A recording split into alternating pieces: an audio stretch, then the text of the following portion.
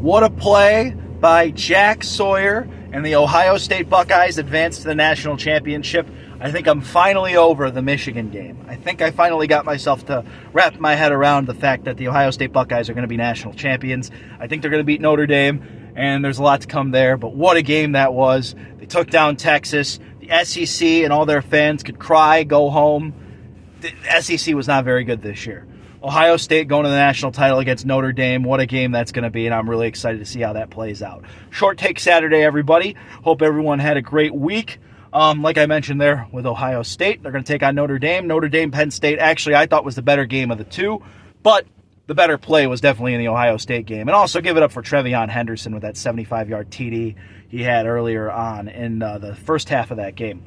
But Penn State in the big game just doesn't arrive, and that's kind of been the trend with James Franklin this entire run that he's been with the Penn State Nittany Lions. And you look at where the Notre Dame Fighting Irish are, a chance to play for a title. This is a big game for them just as much as it is Ohio State. I think on paper Ohio State is clearly the better team, but I think Notre Dame's going to play like mad to try to win the national title. But I think it's Ohio State's to lose at this point.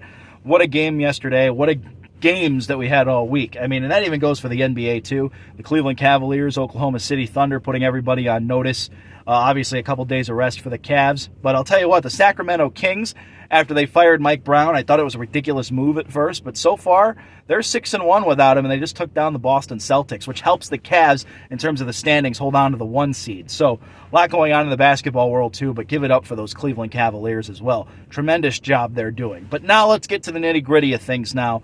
The NFL playoffs begin this weekend, and it's going to be big. Now, obviously, my Cleveland Browns on the top. Deshaun Watson, another Achilles injury, or the same Achilles injury, but it's going to possibly mean he is going to be impacted to play in 2025. At this point, I hope he gets better. I hope he recovers, but it's time to move past Deshaun Watson if you're the Cleveland Browns. Find a cheaper option at quarterback, and it's time to move past this era. It's clearly a failure. I do not see Deshaun Watson ever getting back to the Deshaun Watson of old again. I just don't. So I'm going to leave it there when it comes to Deshaun Watson. Let's just get to the NFL playoffs. Let's start off with the Texans and the Chargers. They open up the playoffs. The Texans, they always play Saturday at 4:30. I don't know why the NFL always does Houston like that, but it is the situation. I'm not very impressed with the Texans overall down the stretch. I think they have a lot of talented players, but I think there's a lot of work to be done there. So I'm going to give the Chargers the edge in this one. I'd say LA Chargers 24-17. I think the Charger defense holds the Texans down. I think C.J. Stroud has some impressive plays, but it's going to come down to the Charger defense just being the better unit. And I think Justin Herbert, of course, does enough to help the Chargers win the game. Jim Harbaugh gets a playoff win in the NFL for the first time in, I believe, a decade. It's been a long time. So I'm going to give the Chargers the win there. That's my prediction for that one. Pittsburgh and Baltimore tonight. The teams that lost to the Browns Bowl, I guess a funny way to put it. Good thing I have my Browns cap on here. I hope it ends in a tie, but that's obviously not going to be the situation in the playoffs. I'm going to take the Ravens over the Steelers at home. Let's go 31-20. I think Pittsburgh actually plays Baltimore tough, but the Ravens pull away a little late. The reason I think the Steelers play tough is just because this rivalry is always a tough game. But honestly, the underachieving in the playoffs has kind of been the standard for Pittsburgh, and I think it's going to continue. They haven't won a playoff game since 2016. I was actually kind of shocked when I read that the other day again. 3 playoff wins since 2010. And is it getting kind of archaic with Mike Tomlin where he gets to the playoffs as an underperforming team that kind of overachieves with a roster that's like okay, but over? Is it time to expect better? I still think Mike Tomlin's a really good head coach. I don't think by any necessary situation he should be on the hot seat at all. But given the fact that the Pittsburgh Steelers, they always get to the postseason and underachieve, that's kind of a question mark. I think the quarterback situation's been the problem with the Pittsburgh Steelers, though. The fact they've been as good as they've been since Ben Roethlisberger's retired, and even when Ben Roethlisberger was getting into his later years, I think is honestly much more to commend about the organization than not. The fact that they're staying competitive and getting into the situations where they make the playoffs. But I think it's going to come time where they're going to have to draft another quarterback. I'm not so sure Russell Wilson's the answer, and we're not even sure Justin Fields is going to stay there either. I think Justin Fields could be the answer for the Pittsburgh Steelers, but I don't know if anyone in Pittsburgh is sold on that. So that's my situation with the Steelers. I think they underachieve once again in the playoffs. But having said that, though, this late kind of collapse the season has, Mike Tomlin, known for at least getting to above 500. Congratulations for that for the Pittsburgh Steelers, I guess. And I'm a Browns fan, so I don't want to give them any congratulations. But you know what? let it be what it is. Your culture is really good. Mike Tomlin always finds a way. But I think John Harbaugh and the Ravens are just a better team. I think Lamar Jackson's going to have a big day. I think Derrick Henry running the football is going to be a problem for the Steeler defense. So I'm going to take the Ravens in this one, 31-20. Tomorrow, Denver and Buffalo. I like Buffalo in this game easily. I think it's going to be a blowout. I'm going to go 24-7 Bills. The Broncos, they did destroy the Chiefs' backups, but, there's nothing about the Broncos that impresses me outside of Bo Nix being a really impressive rookie and Sean Payton figuring things out. In terms of these playoff teams, I can't even put the Broncos on comparison to any of them, really. I just think the Broncos are the worst playoff team of the 14, to be honest with you. But having said that, they had a season that kind of came out of nowhere. They probably found their franchise guy in Bo Nix. But I think it's going to take a lot of work to overcome the Chiefs in that division, let alone just winning a playoff game. So props to them for making the playoffs. But I think the Denver Broncos are going to fall short here. I just think it's because the Buffalo Bills, they've been there, they've done that, minus winning the Super Bowl. But, they've been in this situation before. I see the Buffalo Bills easily advancing to take on the Baltimore Ravens, most likely in the next round. So I'll go with the Bills in this one. As I said, 24-7. I think it's going to be a blowout.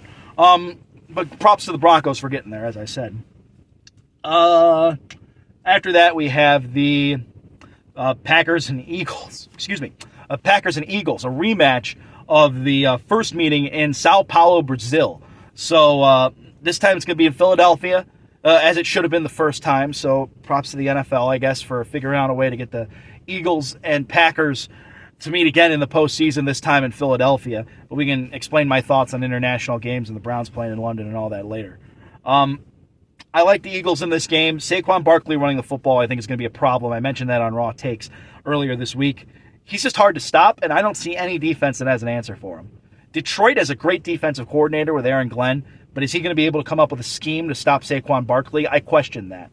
The Lions may still win anyway because their offense is as good as it is, but we're not even to a Lions-Eagles NFC championship yet, so I don't even want to predict that. But let's just go with Packers-Eagles. I think the problem with the Packers is they've kind of collapsed late. There's been question marks about Jordan Love's health, and I just don't see the Packers kind of having that electricity that they did last year. I think they're a very good football team.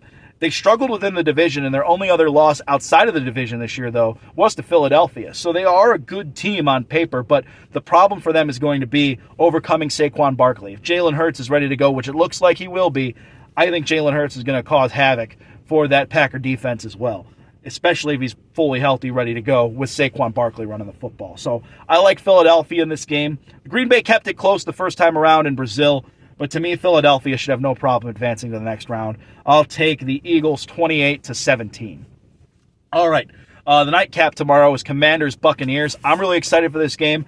I like Tampa. I think they're one of the three teams in the NFC that could go to the Super Bowl.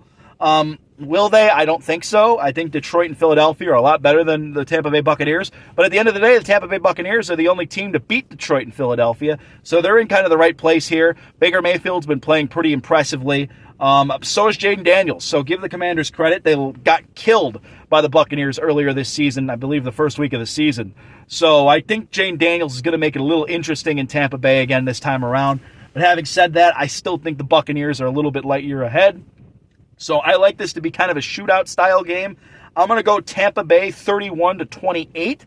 I think Jaden Daniels makes it interesting. I think he makes the right plays at the right time. I think we see that rookie of the year kind of quarterback play from Jaden Daniels, but I don't think it's going to be enough to stop the Bucs. Mike Evans has been incredible this year. You look at the Buccaneer offense and how they run things. The Buccaneer defense is pretty underrated, and I think Todd Bowles as a head coach deserves a lot of credit. The Buccaneers have made the playoffs all 3 years in his tenure, and the worst year they had was with Tom Brady. It was with Tom Brady. So, yeah, I am going to take the Tampa Bay Buccaneers in this game 31-28. I think it's going to be shootout style. I think the Commanders make it very, very interesting, but I do not see them winning this game. All right, and then we have the Vikings-Rams game. I want to send my thoughts and prayers to anyone in Southern California with all the wildfires going on there. Thoughts and prayers are with you, of course. Tough situation. Obviously, this game has moved to Glendale, Arizona for public safety. I like the Rams in this game, though. I think the Rams are just the better football team with the better culture. The Vikings have great culture now. We learned that through watching what Kevin O'Connell's been able to do. But the Vikings, to me, are just... something feels off about Sam Darnold. I'm not so sure I'm bought into him winning a playoff game. I think it's nice he had a good season. I think if I'm the Cleveland Browns, I may do some evaluation of bringing him in as a bridge quarterback. But other than that, I'm not that impressed by Sam Darnold. I think he cost the Minnesota Vikings against the Detroit Lions. So I'm going to take the LA Rams to win this game. Let's go 28-13. I actually think it's going to be a blowout. I think the Rams are just the better football team all around, better culture. The Vikings, I think, are going to struggle a little bit with Sam Darnold. I think they're expecting him to perform in this game, and if he doesn't, they're not going to look at bringing Sam Darnold back in the future. So I think a lot of pressure is on Sam Darnold in this game, and I think if you're the Minnesota Vikings, you kind of have to put the pressure on him because you have a rookie quarterback in the wings with J.J. McCarthy. If Sam Darnold performs and I'm wrong, then maybe you keep him next year, but I'm not so sure that's going to be the case.